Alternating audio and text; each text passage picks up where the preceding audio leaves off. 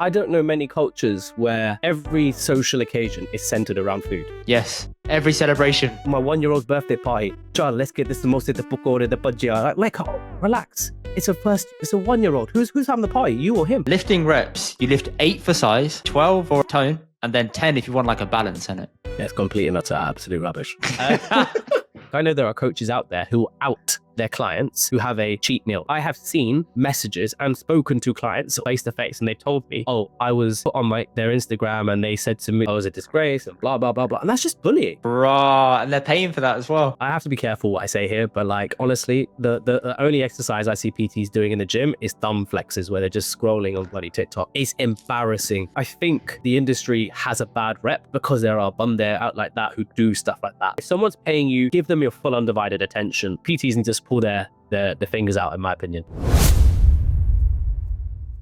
What's up, people? Welcome to another episode of the Indy and Doctor podcast. I do technically have a doctor with me because it's in his Instagram app, but I don't know if that's true.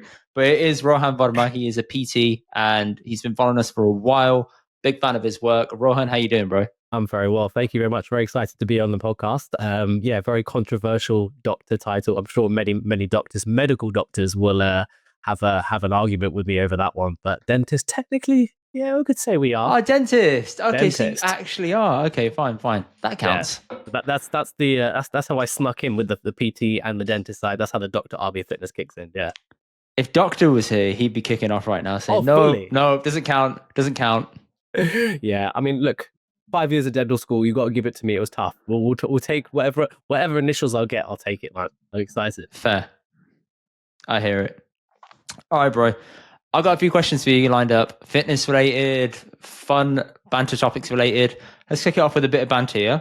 Let's go. So, first thing, how do you handle Desi superstitions? For example, going for a short walk is really good for your digestion after a massive meal, aka a SER.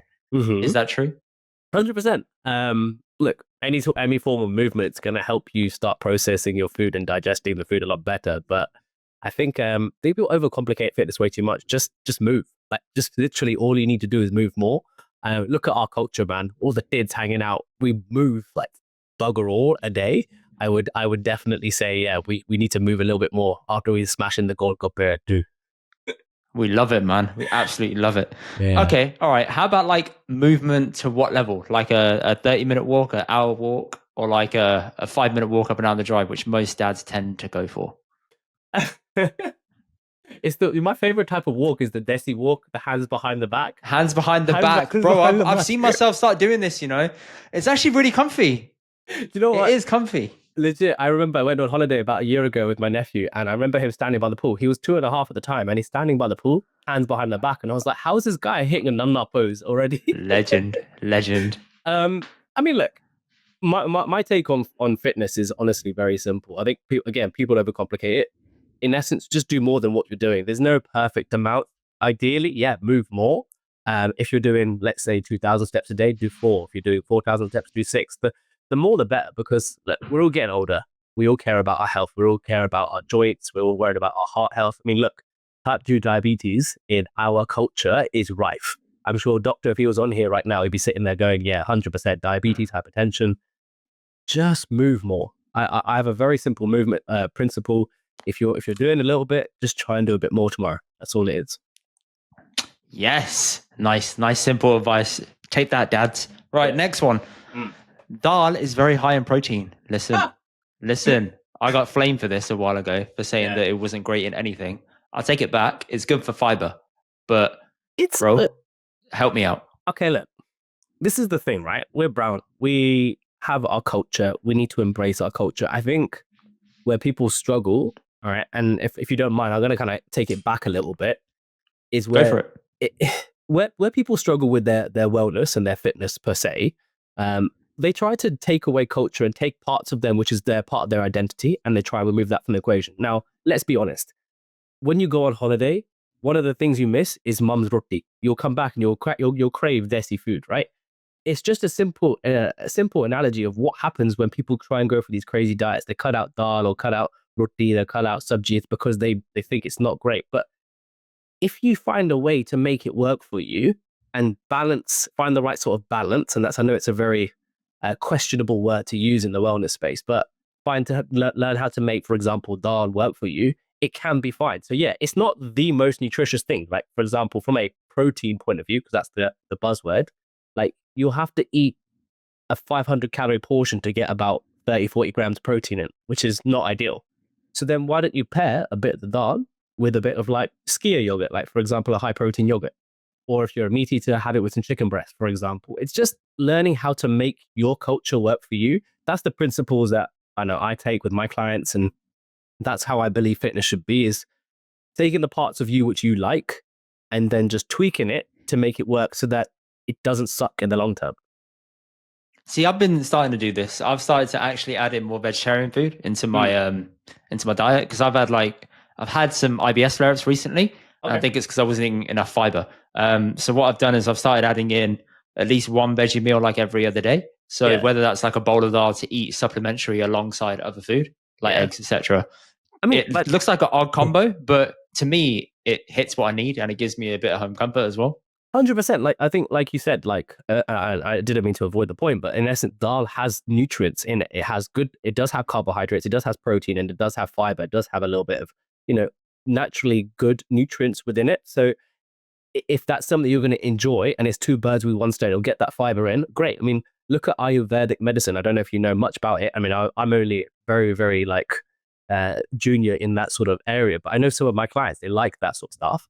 And the Ayurvedic cleanse typically is have a dal fast. And there is benefits, because you will end up, if you've got, IBS, clearly something in your stomach, your gut health isn't ideal. They just work on increasing whole foods, increasing your fiber, typically can help settle some of those symptoms. So why not, if it's part of your culture and you enjoy it, just make it work for you, and maybe just make it slightly healthier, add less oil and ghee. Not that it's bad, but just cut back on the calories per se when you make it. That's so funny, because the next one I was going to bring up is high amounts of butter are good for you as it's healthy fats. Look, I mean, ghee is, like butter, ghee, it's not actually bad for you. I get really frustrated. There are some fats which are technically the fats we do need to avoid. And again, this is part of, I think, again, I'm going to go again a little bit more vague with this one, but our education system in the UK in particular needs to like sort this stuff out from like a groundwork basis. Like we need to educate our children and our, in schools about stuff like nutrition, because I didn't know this stuff until I became passionate about wellness. But like trans fats found in biscuits, gatia, like in your sort of like the sort of processed sugary things, or the processed fried savory things we find in basically the stuff that tastes the best. Yeah, 100%. Jivra, gatia, all those sort of things, and all the sort of oils found in biscuits and cakes. Those are the ones which you should worry about, because they've gone through a process called where it becomes a trans fat. But like real quality fats found in like eggs, good quality butter, avocados, nuts, and seeds, they're cool. That's absolutely fine. I think the biggest thing we most probably need to do as a culture before we start worrying about, should I avoid this and that, just eat a little bit less, just move a bit more. It's like, if we look at, it's so simplistic, but it's true. Yeah, but it's true. I mean, like, I don't know many cultures where every social occasion is centered around food. Every social occasion. Yes. Like every celebration. It's my 1-year-old's birthday party. Child, let's get this the pukore, the bhajia. Like, relax. It's a 1-year-old. Who's having the party? You or him? It's definitely for us, man. Ain't 100%. For the kid. It's an excuse for a gathering. Like, for example, I'll just give you a little like a little flashback. A week ago, I went to my cousin's wedding. It was in Portugal, and I'm all there. I'm all for the celebration. It was a beautiful wedding, beautiful weather, beautiful setup, and what they had was a great festivity. But then you look at it, every event, and there was wicked. There was about 4 events. There's obviously the haldi, there's the chura. Every event, either before or after or during, it's who can get absolutely on it and go to the bar. Who can go? Who, and then there's pakora everywhere. And I'm like, hold on a second, are we not meant to be focusing on the celebration? Like, I can actually be present at these events, but I don't have to go and eat till I'm going to explode. I don't have to go and drink till I'm done. Yeah. So, I think we need to work on just eating a little bit less.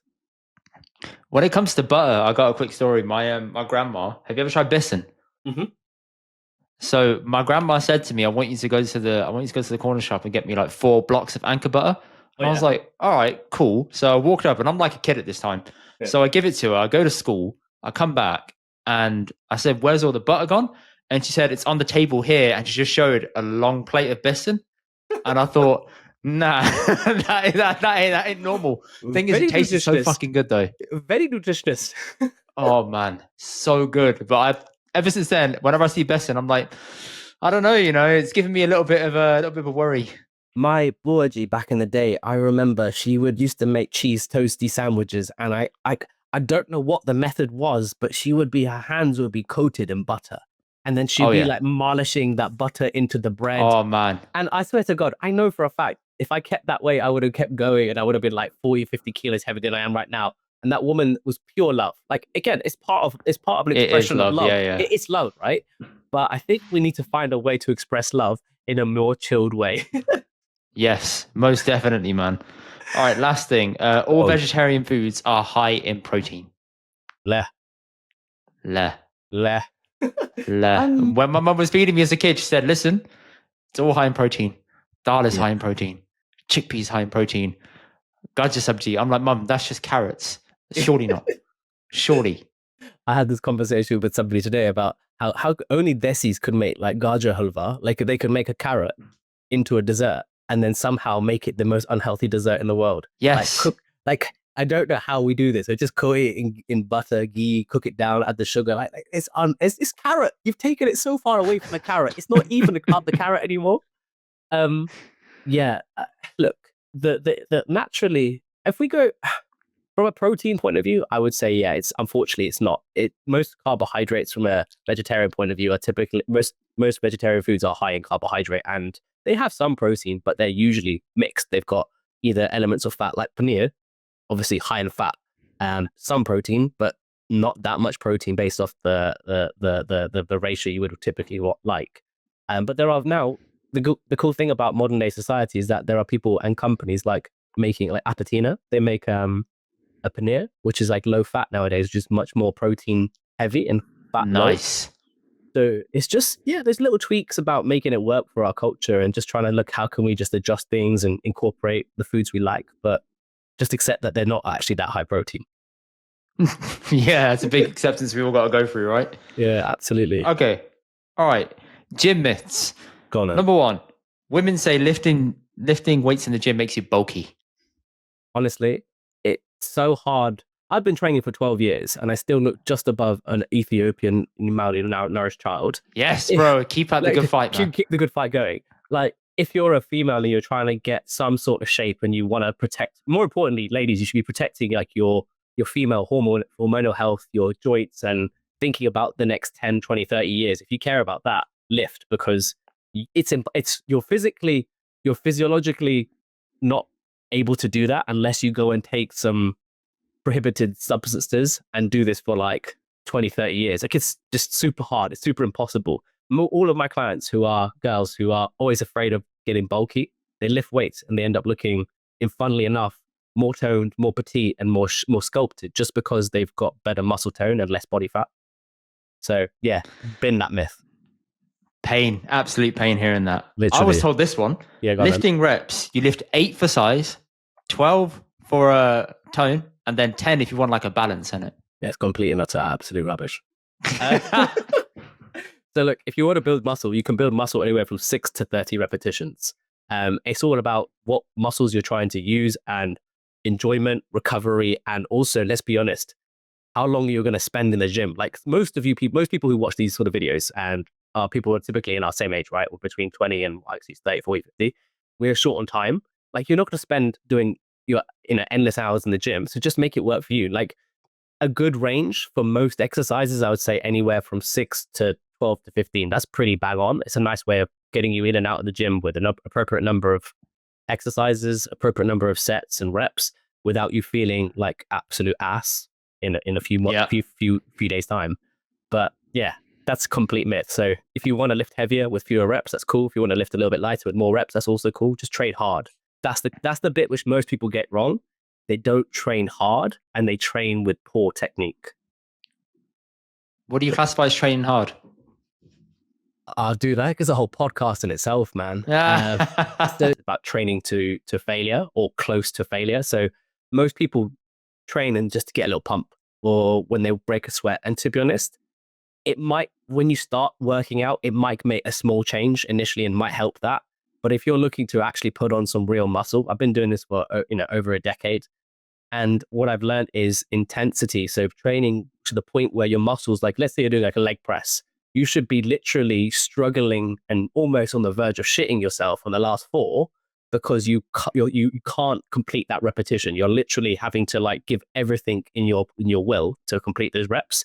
That's how you should be feeling in those last like 4 or 5 repetitions, because that will be you then training hard enough to stimulate the adaptation, the processes that happen in your body to actually grow muscle.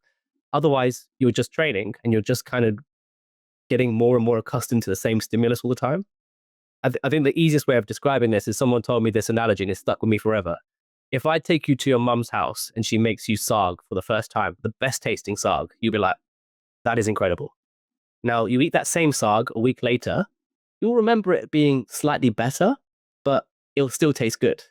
Go back again the week later and have it again. It'll be good, but it won't be as great as that first time.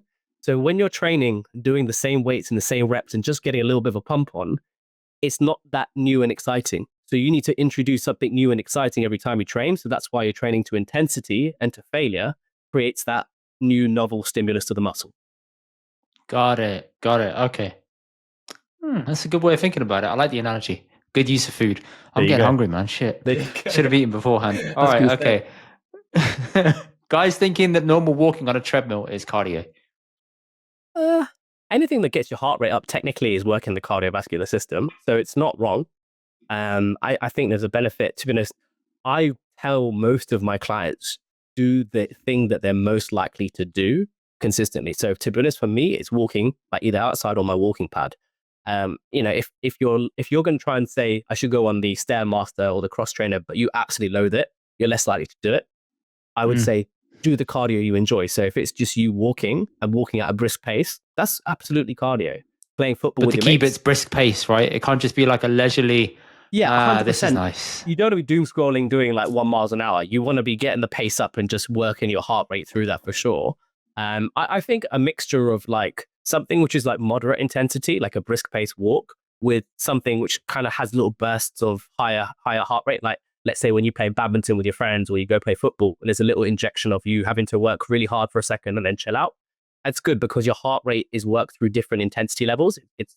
That's really advantageous for fitness and just heart health. And more fun. Yeah. Absolutely, man. Like it's got to be realistic. I think most people don't make fitness fun. They do things that they hate and they loathe, and that's why they struggle with it. So you're looking to do something which is going to keep you going for 10, 20, 30 years, because you're going to be doing this stuff for 10, 20, 30, 40 years, hopefully until the day you die. It's got to be fun. Otherwise, you just won't do it. Is sweat fat crying? No. I wish Doctor was here right now, because he would just be like, listen, it's just thermoregulation. It is literally just you cooling down. Now, I sweat profusely in the gym because I get hot. And also I wear multiple layers. So if you're one person who just doesn't sweat a lot, doesn't mean you're necessarily not working hard. You might be in a very cold room. So if you're in your garage and you're not sweating because it's like -2 degrees, so that's just the case of you're cold. So it's just simply thermoregulation, man. Thank God. You must do cardiovascular workouts to help you lose weight. Technically speaking, no. You could literally not move and just eat less calories, because it's not the best way of doing it. As I said, we should all care about our heart health, but on a very, very basic level, it's calories in versus calories out. There will be a point eventually where you might have a little bit of adaptation, but to be honest, if you eat and eat enough or less than you need, you will drop body fat. So when people say, "Oh, my metabolism is broken," it's not. They're just eating more, and they're eating their kids' food, and they're eating biscuits, and they're just not telling themselves that. Yeah, but the kids' food tastes banging though, innit? Like, those leftovers. The crust. Mate, the crust and those little dinosaurs, the dinosaurs, which I don't eat. I'm like, I'll have a bit of that. It's so long as there's no tuk on the dinosaur, I'm cool. But oh, good shout. Yeah. My nephew brings all kinds of germs, man. Of course they do. Listen, kids' germs is your germs, isn't it? It is what it is. Just like that, coughing on your food, man, necessary. I'm telling you, I literally picked this up from my nephew. I'm adamant for it that whenever he gets ill, we're all down. We're all down. They're just walking illnesses, man, but we love them the same. Absolutely. You must be unable to walk post gym, as that's a good workout. Again, I think that's a bit extreme. I think you definitely need to. If you shouldn't be able to do anything more. I'll rephrase that. You shouldn't be able to go back and lift more weights. You should have given your absolute everything and feel spent. But if you're like crippled and you can't walk for 3 days, then you've gone beyond the necessary and you've actually pushed yourself so hard that one, mentally you're going to check out from coming back again, or two, your recovery is going to be absolutely rubbish. I think that's unnecessary, but you do need to feel like you've actually been to hell and back. You need to push yourself for sure. Because it's the whole point. You have a purpose there. If you make that 35 to 45 to an hour, whatever it is in the gym, like full of intent and good intensity, you'll see change. Otherwise, it's a waste of your time. Yes. All right. Now, pet peeves that I have personally. Go on then. Number 1, 6 lads hogging a bench in a gym for an hour during peak time. Oh man, honestly, there's a thing about gym etiquette, and it's almost like, especially in the gym groups, like I would say the more commercial 24-hour gyms. Thank you. That's my fucking local. Thank you, bro. Oh my days, it absolutely makes me like. These guys will come in from a full day of shift of work and they'll be sitting there chatting with their boys, got dressed in Timberlands and jeans and doing like an hour on bench. I remember I asked the guy, this is going back a few years ago in Bristol, do you mind if I jump in with you? He was like, oh, brother, don't worry. I've got 12 sets to go. And I was like, how have you got 12? 12 sets? 12 sets? Yes. And you've been doing 3 more before. You do 15 sets on an exercise. Unbelievable. Yeah. Ban them. If they're doing that, ban them. If they're not sharing with you, ban them. If they're doing 12 sets, also ban them. Yeah, I was about to say my next one is not sharing equipment when the gym is at peak hours. Yeah, 100%. Like it's just selfish attitude. No one's entitled to the gym. We're all paying customers, man. Just share it out, man. Share the love. We've all got kids to go home to, fat wives to chat to, lives to have, work to do. Just share the love, man. Necessary. How people engagement bait for stuff on social media and slam dunking on people who are looking at them while recording. For example, what Joey Swole is doing on Twitter. Like Joey Swole, I think has the right sort of motive, like just calling out people who are being unnecessary in the gym. Like I think there is like a bit of a strange old like environment now where people are like literally filming everything, and I'm guilty. I film a lot of content for my clients, but I think there needs to be like a respect. Like as I said, the gym's not your space, so if somebody's there and they cross your video, dude, you have no right to get angry. But then also like just respect everybody else's space and just be polite. Ask people, do you mind me recording my set, etc. Just be chill about it. I think engagement bait, I think people can be really strange, and I think a lot of people just want to get a lot of attention nowadays for any reason, like doing a set of doing shoulders and then somehow sticking their glutes up in the video. Yes. It's like, absolutely essential. You got to get that ass pick in there to start, man. Come on. Check out my shoulder workout. What, you can't even see it, bro. You just all I see is glutes. It's a strange place. My aim with my how I approach fitness is trying to be like bring it back to what it should be. It's just helping people get the real, bullshit free advice and just being like, come on, let's just be honest. Let's be nice to each other. Let's kind of support each other. We don't need to be douchebags in the process. Yes, exactly. All right, last one is filming in the gym. But as you said, for me, the filming in the gym is if you're filming yourself doing a set, that's cool.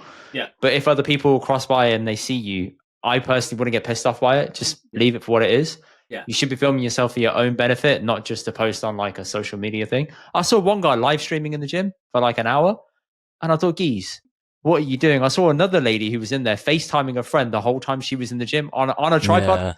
Yeah. It's weird. There's a time and a place for certain things. And like, I know social media is a very dynamic, ever evolving environment, but like, I don't know. I think that there are some gyms which are more suited for that. And maybe that's where you probably should go and do that. That's why some people have like these private social media gyms. Yeah, cool. Go there, go to your content creation studios. But in a commercial gym or a 24-hour gym or just a gym just generally where people are working out, maybe don't live stream because not everybody wants to be there. And again, you can't always, check with everybody whilst you're doing that. So I think it's a little bit harsh. Got to be a bit more polite. Yes. All right. Okay, next thing. Seeing clients lift with bad form, how do you correct them? And if it was Mhm. a random person on the gym floor, would you do exactly the same thing, even though you're like off duty? So, okay, so how I help my clients is they send me all video feedback. So they'll send me like, they'll record themselves, funnily enough, in the gym with their like a mini tripod or just been popping their phone up next to a water bowl.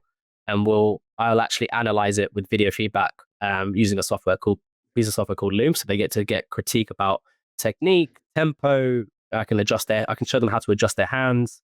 I'll do live demos for them in their videos so they'll understand how to apply it. And I'll send them links if they ever need to like go and practice it. So I think personally, if you're experienced with the gym and you've done, a year in the gym and you don't need a PT, you can actually do a lot of all of the sort of stuff that you think a PT would give you. You can do that plus more with online coaching. That's the benefit, like learning about nutrition, your lifestyle. If that's the other 23 hours a day, they matter way more than just a 1 hour in the gym.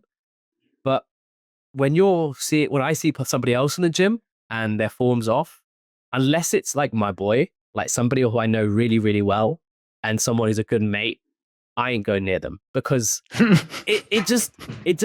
although it could be helpful to them, I think it's like if they approach me, it's a different vibe entirely. But if I come across to you and be like trying to impart my wisdom and advice, it could come across as a little bit condescending. And I think it's already a very sensitive environment. Nobody feels their best in the gym, not everyone anyway. And people can typically be quite self-conscious. So I think it's just best to like live and let live, if that makes sense. Yeah, but I've seen people do like deadlifts with like a back like a U, and I'm thinking, bro, you're Yeah. about to pull a disc that you didn't even know existed. I Honestly. mean, to be honest, honestly, prolapse discs are literally left, right, and center with some people's deadlift form. It is actually like scary because I think I've done it once. And again, this was someone who I've been training in the gym with and had spoken to for about 10 years. And I said, bro, I hope you don't mind, but let me just try and tweak this. I think you might get something out of it. But I'd known him for a long, long time in that gym. Mm. But generally speaking, I would be so apprehensive because it's one of those things where, like, again, it goes back to the Joey Flex style things. Like, you don't want to be outed for trying to interfere with other people's lives in their day to day and like, oh, he made me feel bad. Look what he did. I think I just try and stay in my own lane. Like, I'll be honest with you, I've got 1 hour in the gym myself, and I'm just like kind of head down, You gotta be quick, laser. get Yeah. shit done, go home, speak to my wife, speak to my clients, have a bit of family time. That's what it is for me. So, yeah. Fair, fair. I don't blame you, man. I mean, there's only so much you can do.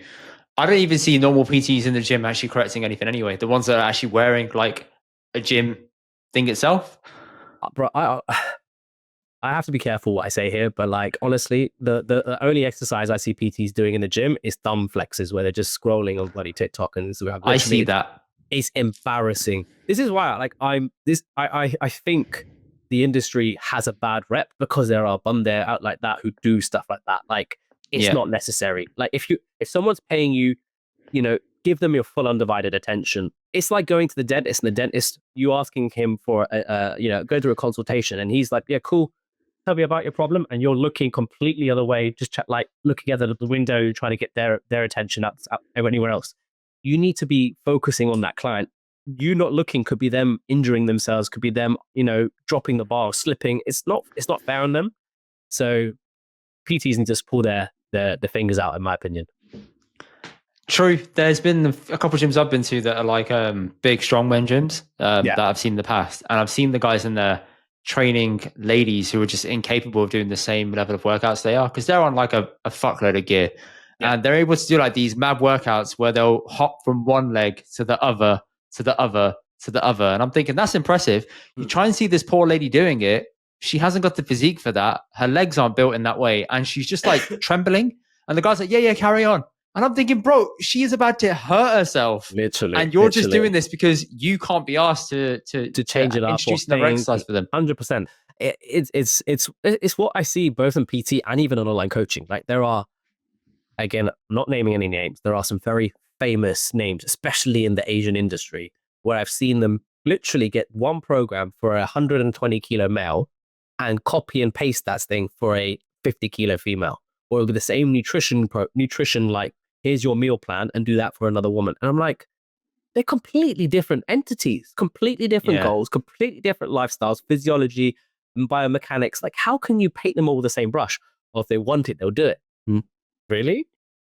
it's like it doesn't make any sense. It honestly it blows my mind how poor some of the standards are in the industry. But fortunately, I strap the cape on each day and try to lead by example, I guess. How do you know that those guys are doing like a bad job? Have you had referrals from people saying I came from that person and they give you the details? Yeah, I mean, I never ask, but I normally I do a consultation. So if anyone wants to have a chat with me about coaching, we chat for about 30 to 45 minutes about the goals, what they're struggling with. Plug your And stuff, man. Tell people where they can find you. what's up, guys? Yes, check me out on Instagram, Dr. RV Fitness. As I said, online coach for anybody who cares about their wellness. They maybe have been into it in the past when they're uni days, and they've now got thrown into family life and work life, and they forgot about their health and wellness. They want to take it seriously and change their life. Drop me a message. I'm your guy. But in essence, when people jump on a consultation call with me, we'll talk about their struggles, and I would say 9 times out of 10, it's down to I've done something before and it didn't work, and I'll dive deeper into it. And it was like, oh, I was given a meal plan and I couldn't stick to it. I was like, no shit, Sherlock. Who lives off a meal plan?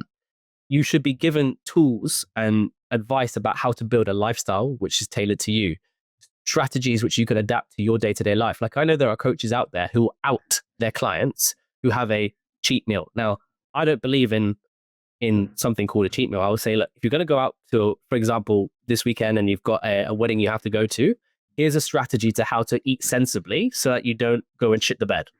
But if they do go and shit the bed, don't beat on them, educate them. Be like, okay, well, what did we do wrong?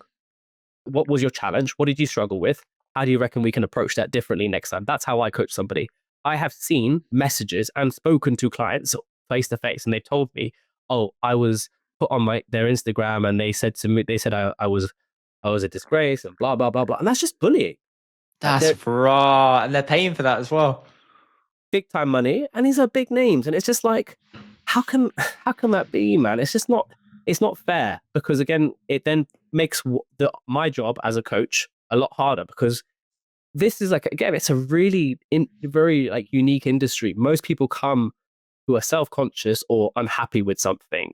They're putting their trust in a complete stranger. They're exposing a lot of their vulnerabilities. Like, it's not just your wellness. It's typically you're knackered because you're a mum, or you had a long day as dad, and you're now trying to juggle between an 8 to 6 shift and trying to fit in 1 hour in the gym and then come home and do admin, and then you got to jump on a podcast. Like this, you're doing whatever you have to do to make life work. This stuff is hard, and you're already under the pressure. Why do you need to now do something electively and get bullied in that process? That's not what fitness should be about. So yeah, not all coaches are coaches, and not all coaches are the same. So just be mindful. Not all coaches are built the same either, man. 100%. Because I was about to say, tell me stuff that makes a bad PT, but you've pretty much nailed it, right? I just think people need to, like, whenever you do anything online and whatever content you consume, I think, like, this is why I love your guys' podcast. You can tell straight away what type of person Indy and yourself, as you and Dr. are. Like, the way you guys communicate, the way in which you talk, I feel like I could probably say, you know what, you would have been some of the guys I would have known at school that would have hung out. We're relatable, we talk about nice things, and it's also the way you come across.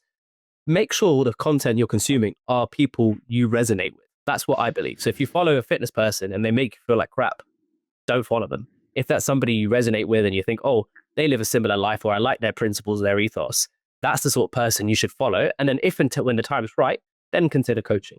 But yeah, if somebody is just churning out results by any means of potentially outing people, yeah, stay clear. Yeah, stay clear for sure, man.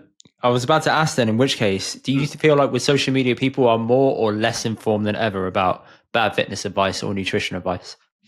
To be honest, I think people are super informed nowadays. There's so much out there. I think it's confusing. I think there's a lot of information out there. But dude, I'm 34 going on 35 this year. I remember when I was growing up, the only information I could consume back then was Greg Plitt. I don't know if you know who he was on YouTube. Never heard. He was this amazing, like, men's health model from America who was like posting motivational videos. Ziz, do you remember him? Or Z's? Do you remember him at all? No. These are all like very niche, like fitness characters back in the day on YouTube.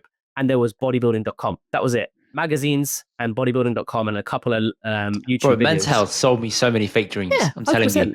100%. When I saw that shit and that stuff as a kid, I was like, yeah, I'm gonna look like that. And you read it, and it's like, oh, just do this for 6-pack abs. I'm like, yeah. I copied those. And nothing happens. I copied their diet and their training programs, which were built for, by the way, Mr. Ronnie Coleman, like 7-time Olympia, and it didn't work for me. Obviously, Nah. I didn't need 4,000 calories. But the point is, like, there is a good amount of information now. I see so many teenagers and young 20-year-olds coming, like, getting jacked very quickly and knowing about macros and calories and protein and what sort of training programs. I didn't learn that stuff until 25, 26, and I was just spending my time researching. So I've been training for that time by like 4 or 5 years. These guys are learning it with their first year because it's all on the touch of their phone. So it's a great time to be alive if you care about wellness, but it's also very confusing. So just, again, pick a couple of people you like and just stick to their messages if you resonate with them. Yeah, and maybe don't get involved in the dunk culture that happens as well. I know a lot of PTs like dunking on each other or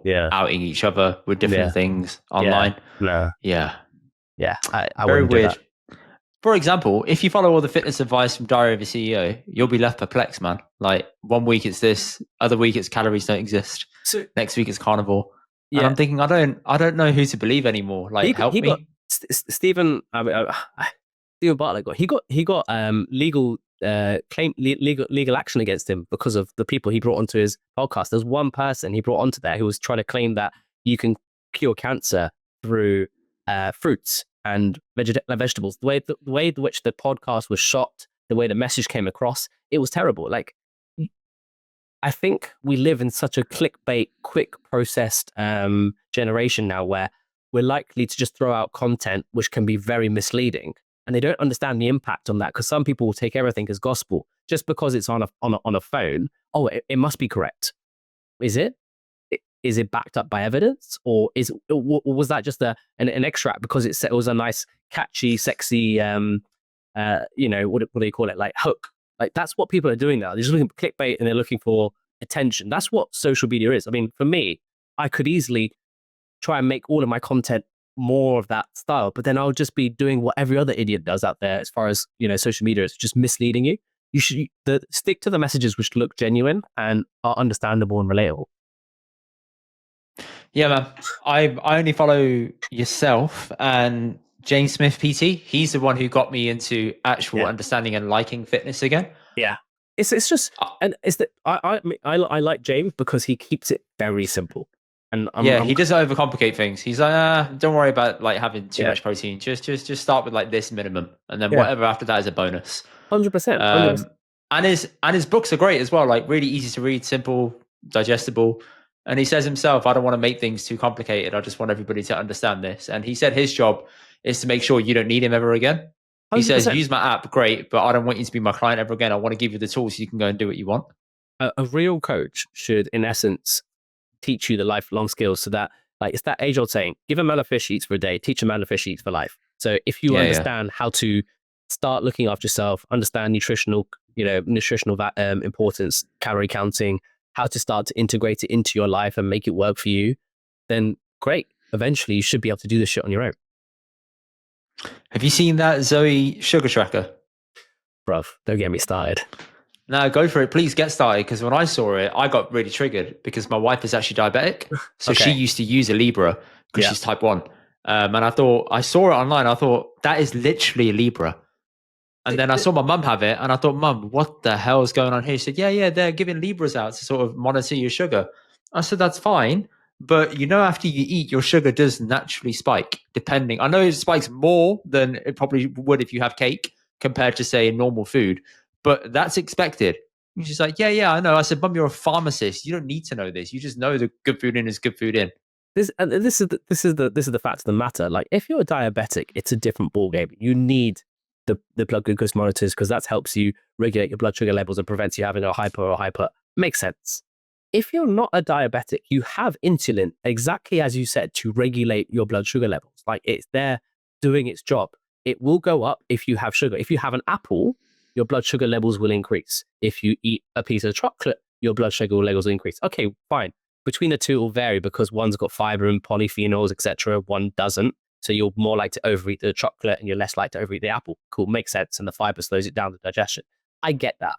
However, again, if it goes up, it will also come back down. So unless you've got dysfunction of your blood sugar regulation, you do not need to worry about sugar. You should just go back to the basics, which is eat less and move more. Like, don't overcomplicate this stuff. Eat proper food. If you're getting a lot of cravings, just eat more vegetables, eat more protein in your diet, drink more water, go to bed a bit more on time. You'll sort half of your problems out by just sorting those things out. Whereas most people forget the importance of that, and then they will just say, "Oh, you know what? I'll figure it out tomorrow." And they'll try and keep on winging it, and they wing it, and they wing it, and it's the same problem over and over and over and over again. The marketing behind Zoe, I saw it earlier. Can I read it to you, bro? Go for it. It's fucking crazy, man. I was a bit like, actually, maybe I might consider. I was getting not kidding. Feel healthier in weeks. Change the way you eat, feel, and live with Zoe. Rated great based on 11,000 Trustpilot reviews. Created by world-leading scientists at King's College, Stanford. Scientifically proven to work. Over 60 plus peer-reviewed papers. Personalized nutrition program.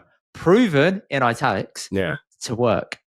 This is the thing, this personalized nutrition. We don't understand enough, and we can't dissect enough about how your body responds to foods to be able to go there. You definitely need that. Okay, like even to be honest, like food intolerances to a degree, that degree of testing is so hard to actually be able to correctly identify food true intolerances unless you've got something like celiacs or Crohn's, and then you can see certain markers. Typically, most people just need to run it back to basics and just go, right, am I feeling crap? Do I need to hydrate more? Like I guarantee most of these podcast listeners, all right, today would have had 1 cup of cha in the morning, masala cha.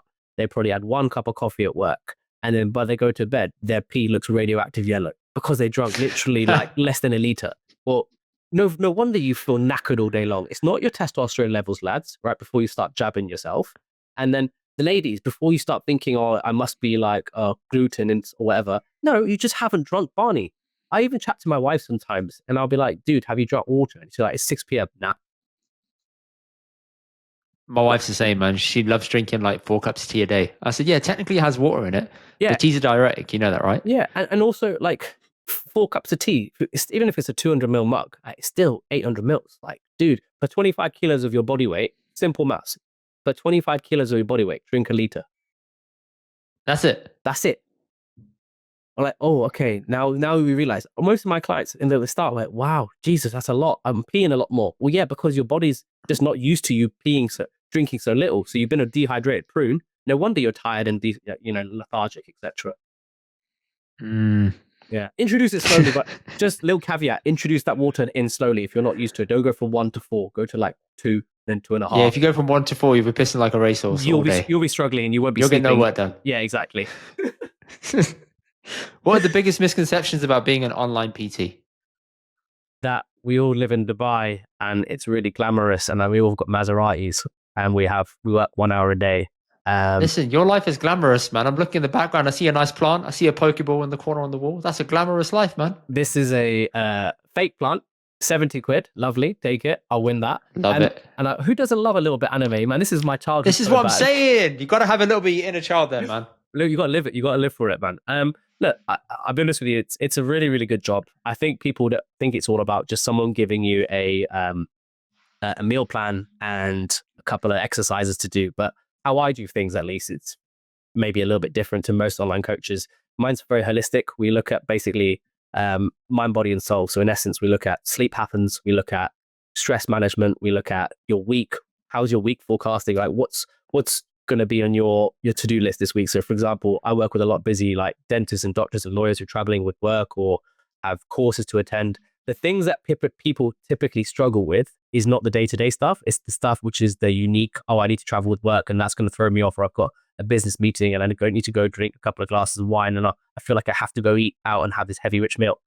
What an online coach should do, should step into your shoes, should give you tailored solutions to your day-to-day life to help make your fitness goals work for you. So it's not, I can't dumb it down and say you can't do exercise. We just make it realistic. I can't tell you you're not going to diet if you need to lose weight. I'm going to tell you have to diet. We just adapt your life circumstance. We adapt the program to your life circumstances and look for making it realistic and predictable. And that's how I do it. Mm. Yeah, I think that's a nice way of thinking about it. Putting yourself in that person's shoes. Not many people do that. They tend to just say, it'll be fine. You'll figure it out. Maybe just take that day off. You'll claw it back. It'll be okay. It's cool." And then not knowing that they probably carry a lot of guilt for having to go through that. Exactly. It goes back to that point you asked me, like, what's a good coach and a bad coach? Well, the bad coach would be somebody who just throws some cookie cutter program at you, and it's just something maybe he got given by his previous coach and was passed down from his previous coach, etc., etc. Whereas someone who's a good coach will be tailoring it completely to you, understanding you, seeing what works, finding out what doesn't work, and then we adapt to your circumstances. Like, I've got vegetarian clients, I've got vegan clients, I've got meat eaters, I've got clients who travel abroad and have to change their country every 6 weeks. I've got clients who are in the military and have no control over what their food is. It's just how to adapt over each circumstance is how a good coach should work. We show you how to make it work for you. How do you cater for a vegan client? Tell me about that. A lot of blood, a lot of sweat, a lot of tears. It's hard. It's a lot harder.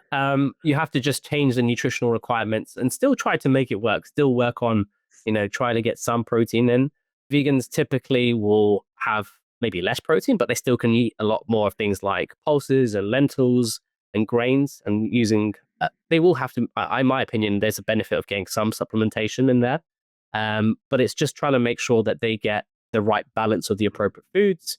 And then still the same principles, still making sure they're training hard, still making sure that their sleep patterns are good, their hydration patterns are good.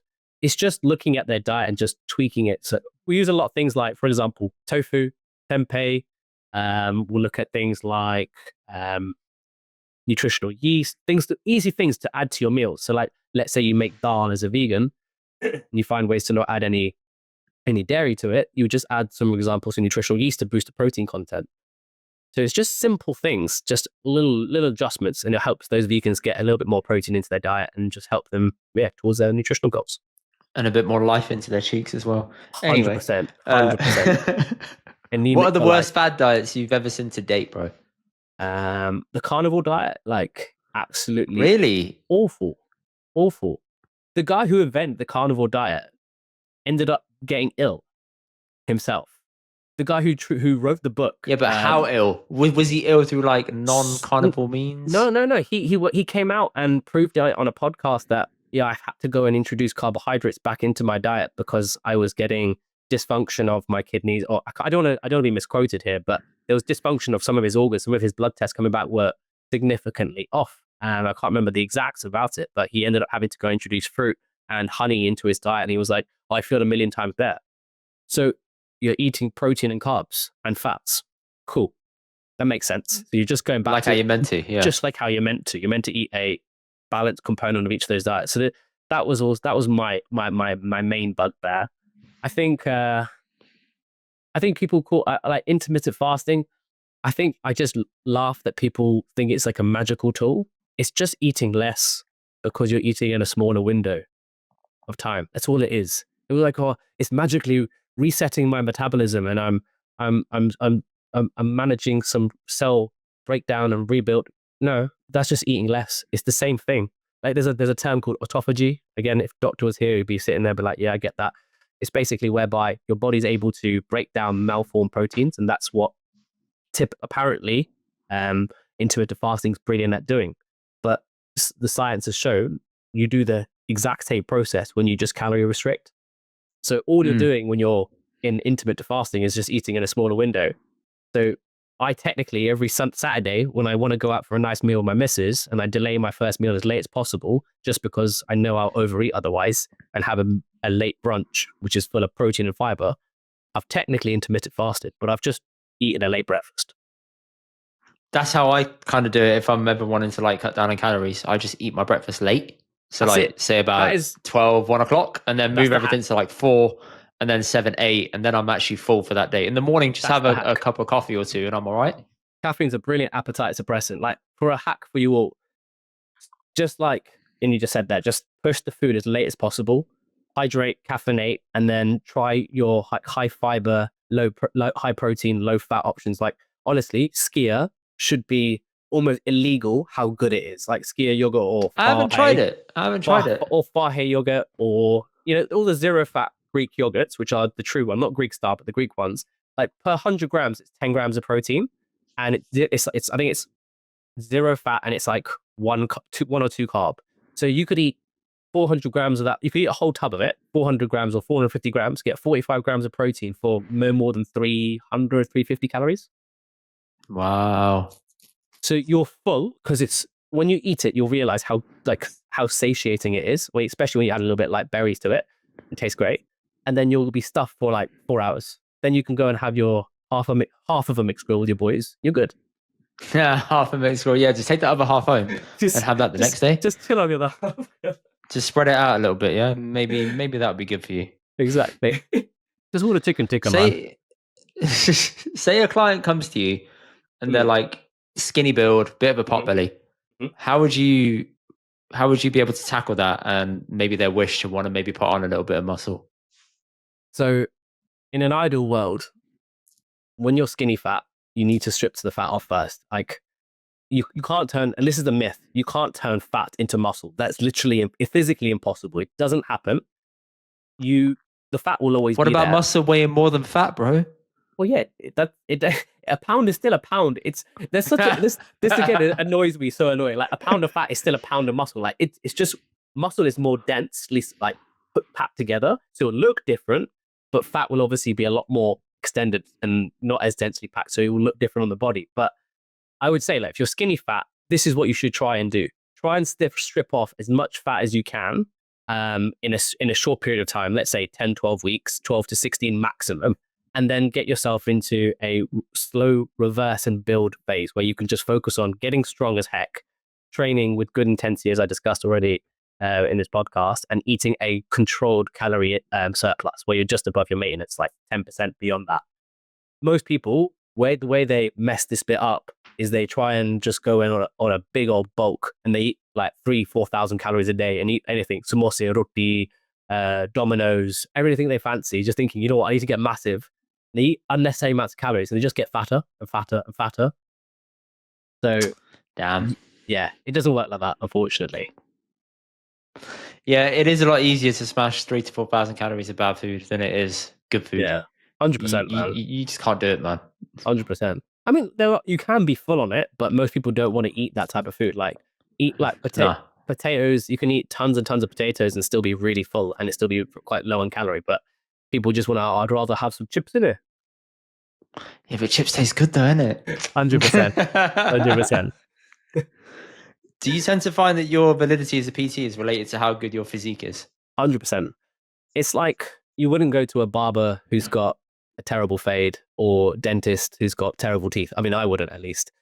For me, it's like a business card. Like, I know for a fact that, and I've had this, and then I'm not trying to big myself up here, but like clients have said to me, oh, I would like to have a physique like yours. So it does help if you could walk the walk and talk the talk, you can respect them, because you'll be like, okay, I get that. He's been there, he's done that, he's bought the t-shirt.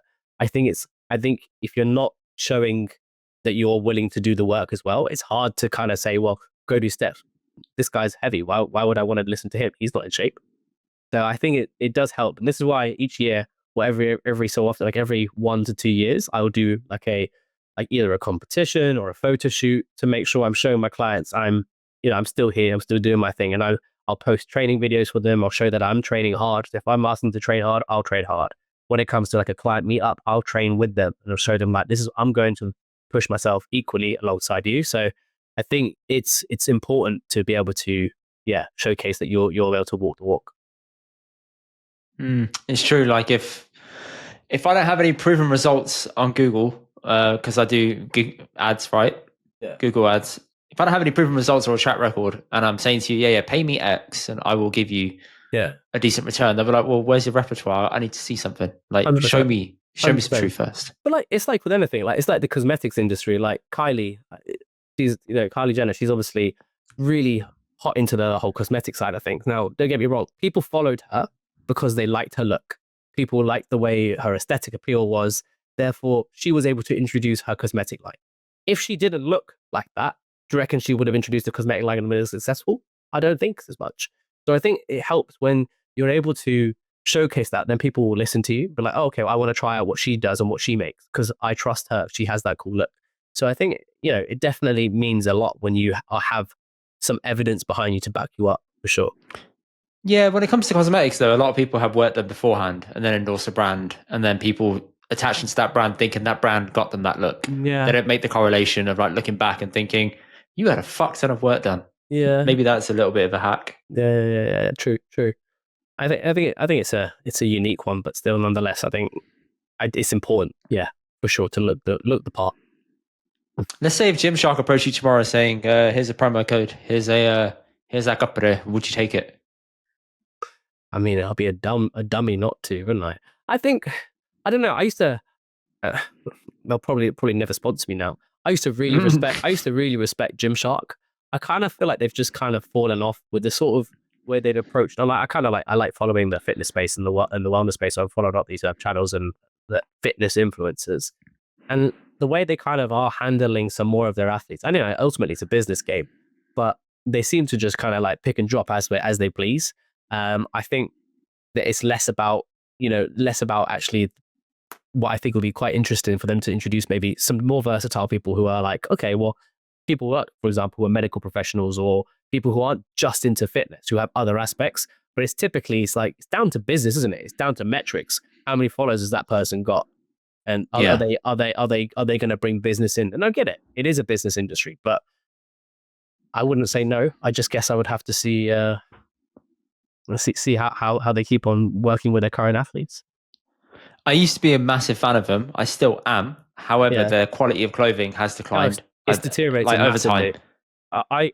I would 100% stand by that. There was at one point it was easily like leaps and bounds above everybody else.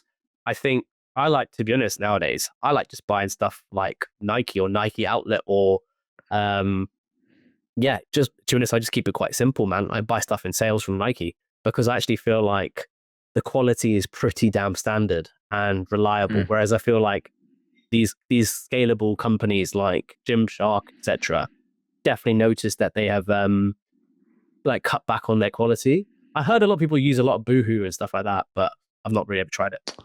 No, I haven't tried the fast fashion people, but No. Gymshark, I love their clothing. I still wear it, but I'm wary of buying t-shirts unless it's oversized because the hem on the neck goes really fast now. It does. And it's fucking annoying because you have to iron it out, and then even then it doesn't fully come back, and you're thinking that was a bit of a waste.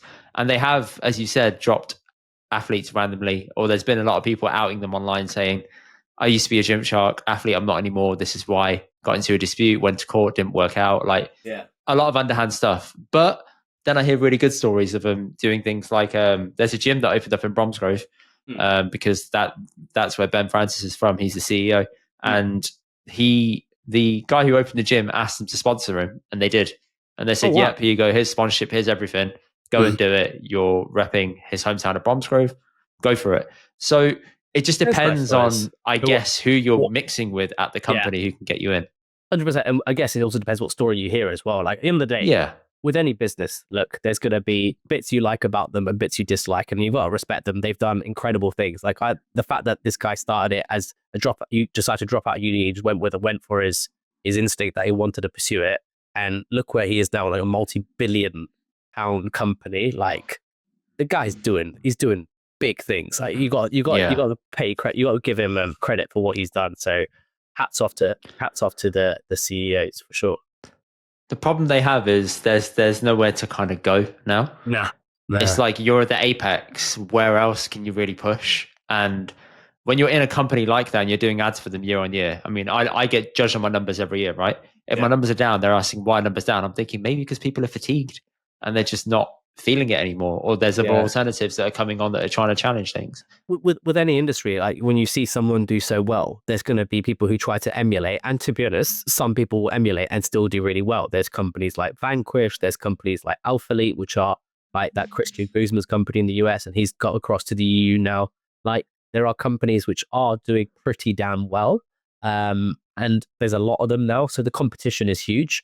I just guess, it's getting more saturated. It's going to be harder for them to be able to push, and that they might have to probably just branch out into other stuff, which I'm sure they're exploring now.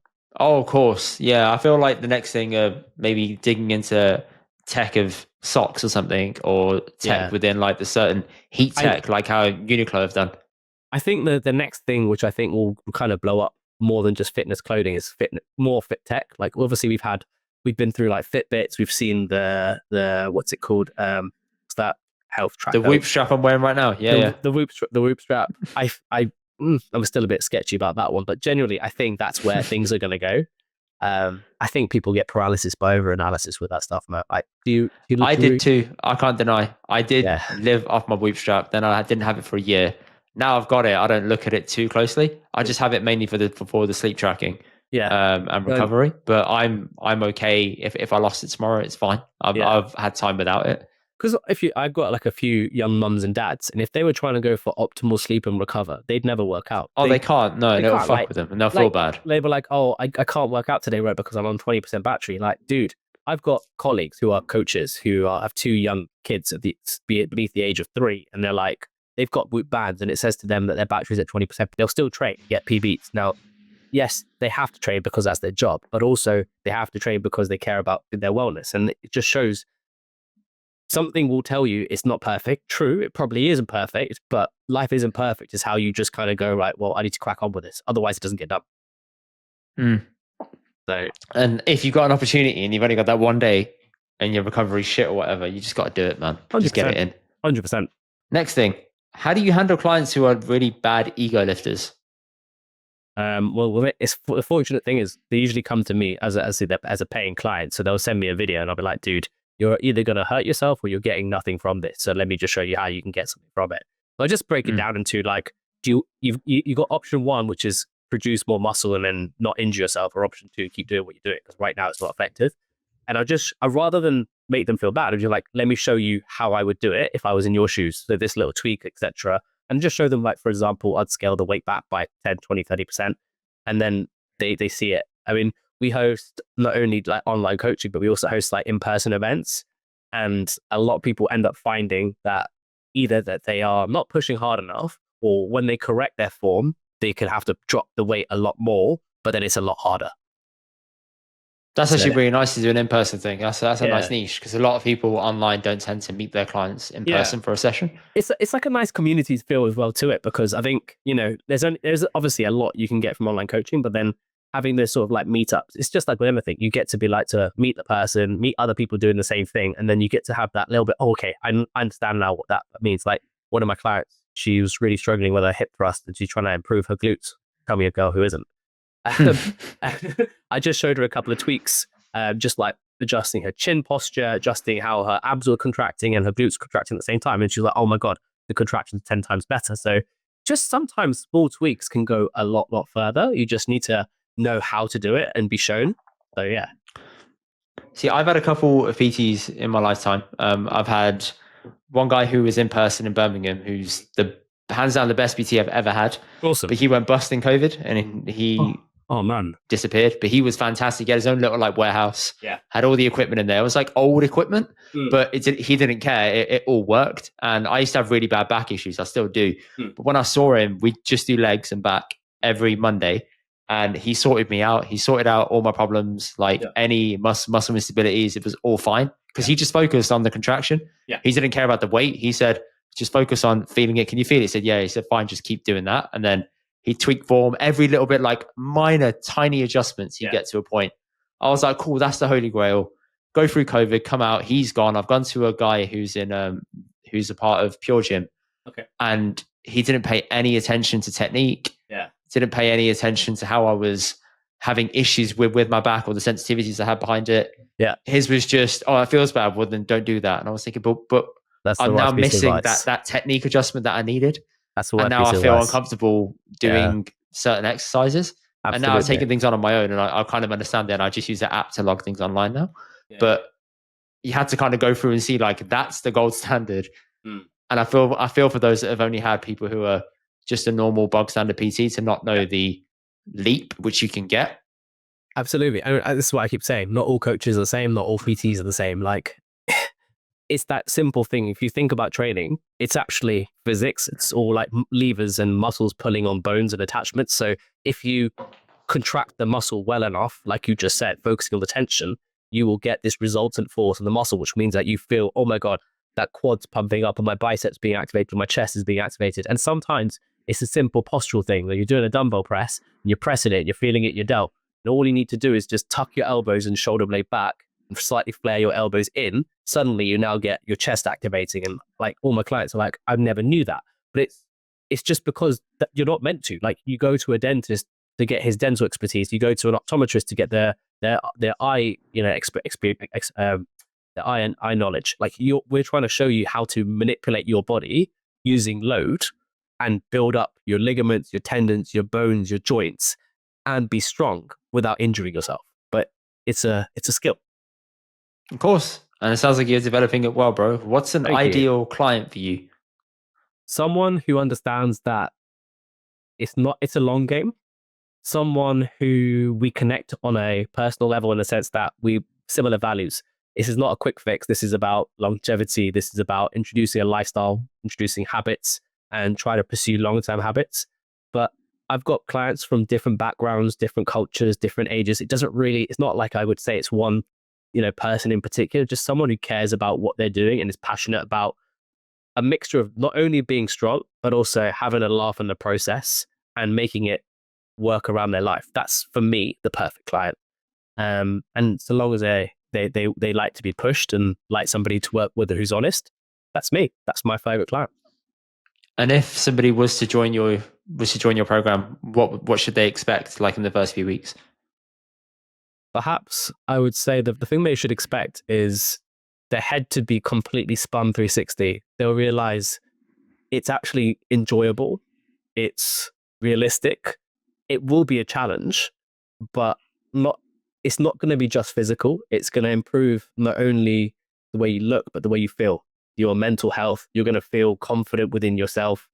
And that will start pretty quickly because you realize all the things that you thought you couldn't do, you can do. And it's funny how when you start compounding that over time, after weeks, months, and years, you'll realize that will drip feed into how you perform in and around your family, your work situations. I've had clients come to me and say, I've had the confidence now to go and approach my principal and take on bigger cases when it comes to like their medical field and what they're doing in their dental medical practice. I've had clients say, I feel so good now that my personal relationship, if you can get in inverted commas, with my wife is so much better now because I feel good in myself. Like it's something which can change your life. It's all about just that first step, which is I'm ready to do something for myself. Yes. I like that, man. Doing something for yourself and putting yourself first. It's important because especially when you have kids, I'm assuming hopefully me and my wife are successful one day, but everything changes and your life completely flips and you just have these small pockets of time where you're able to put yourself first. And how can you maximize that? 100%, man. Like I work with a lot of mums and dads, and I think the one resounding thing is the person who tends to be at the bottom of the list is always themselves. It's everyone else. It's work, it's family, it's their social life. And I get that. It's important. But if you keep on putting yourself to the bottom, nothing's going to change. And if you want to feel different about yourself, you're looking for different energy, different mood, different confidence within yourself, you've got to understand you can't pour from an empty cup. So don't be afraid to start prioritizing yourself because then you can give more to other people and to other aspects of your life. Boom. Tell people where they can find you online, bro.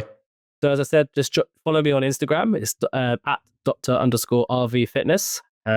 Just drop me a message anytime you want to chat about any questions. If you want to ask, forget coaching. If you just want to ask anything about health and fitness and anything about nutrition, you're never unsure, always happy to answer. But otherwise, yeah, if you want to know about coaching, drop me a message too. Sweet. And where can I get that t-shirt? And bro, I'm going to hook you up. Don't worry. I'm going to hook you up. Let's go, man. You know I love t-shirts. Let's go. Absolutely.